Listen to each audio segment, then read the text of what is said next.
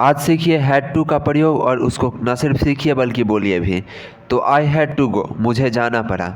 I had to सी, मुझे देखना पड़ा। तो यहाँ पे देखिए मेरे साथ एक बार आप फिर से बोलिए, आई हैड टू गो, मुझे जाना पड़ा। आई हैड टू सी, मुझे देखना पड़ा। आई हैड टू प्ले, मुझे खेलना पड़ा। आई हैड टू से, मुझे कहना पड़ा। आई हैड टू आस्क, मुझे पूछना पड़ा। आई हैड टू कम, मुझे आना पड़ा। यहाँ पे इन सेंटेंस को देखिए, अगर आपको कोई अतीत काल के बातों को बताना है जहाँ आपको वो चीज़ करना पड़ गया, तो इसको इसी तरह से बोलिएगा। जैसे आप दोस्तों के बीच बैठे हुए हैं, तो आप मान लीजिए कल के एक दिन पीछे के बारे में बात कर रहे हैं, तो आप ऐसे बोल सकते हैं, I had to go because she was requesting मी।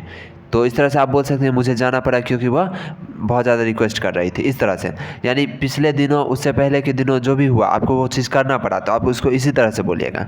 क्योंकि कई बार हम मजबूरी में कुछ चीज़ करते हैं, करना नहीं चाहते हैं, तो उसको इस तरह से आप बोलिए, बिना कोई, सिर्फ हैड टू लगाना है और उसके बाद वर्ब लगा देना है, ना भी टू का चक्कर ना कुछ। इस तरह से आप इस्तेमाल में लाइए इन सेंटेंस को, फिर देखिए आपको कैसे अपने ऊपर कॉन्फिडेंस बढ़ता है। चलिए 2 एग्जाम्पल और है, इसको खुद से पढ़िए, अब थोड़ा सा बोल के पढ़िए। उम्मीद है आप पढ़े होंगे इसे। Now we will learn the use of will have to. इसको किस तरह से इस्तेमाल करेंगे आप यहाँ इस तरह से समझिए। पीछे मैंने हैड टू का इस्तेमाल बताया था, जहाँ पे पास्ट की बातों को बताया जाता है, यानी 1 दिन पहले 2 दिन पहले आपने जो चीज़ आपको करना पड़ गया, उस चीज़ को आप हैड टू की मदद से बताएंगे। लेकिन यहाँ पे कुछ चीज़ आपको करना पड़ेगा, जैसे मैं आपको जो भी सिखाऊंगा वो आपको क्या करना पड़ेगा, अपने व्यवहार में लाना पड़ेगा।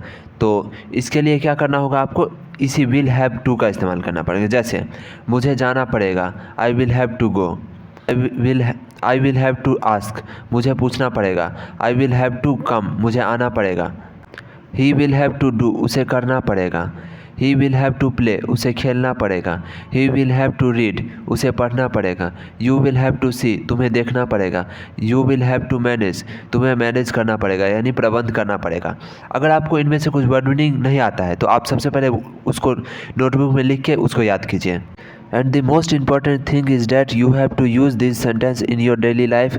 अगर आप हिंदी मीडियम के स्टूडेंट हैं और आप सोचते हैं कि इंग्लिश मीडियम के स्टूडेंट का इंग्लिश अच्छा क्यों होता है, तो इसका सबसे बड़ा रीज़न यही होता है, वो लोग भी सामान्यतः हिंदी ही बोलते हैं, लेकिन क्योंकि वो लोग maths, history, geography, economics, science सारे सब्जेक्ट को इंग्लिश में लिखते हैं, इंग्लिश में पढ़ते हैं, क्वेश्चन आंसर वगैरह भी इंग्लिश में ही करते हैं, तो उनको इस तरह के सेंटेंस को लिखने की आदत रहती है और वे व्यवहार में इनडायरेक्ट रूप से इस तरह से लाते हैं, बोलते नहीं हैं लेकिन लिख के तो ज़रूर लाते हैं। इस तरह से उनका प्रैक्टिस बना रहता है और क्वेश्चन आंसर वो याद भी करते हैं, सुनाते भी हैं और बात भी करते हैं। तो इस तरह से आप समझ रहे होंगे, आपको भी यूज़ करना पड़ेगा, कहीं ना कहीं ज़रूर यूज़ करना पड़ेगा। आपको वीडियो अच्छा लगता है तो कमेंट कीजिए, लेकिन इंग्लिश में ही कीजिए।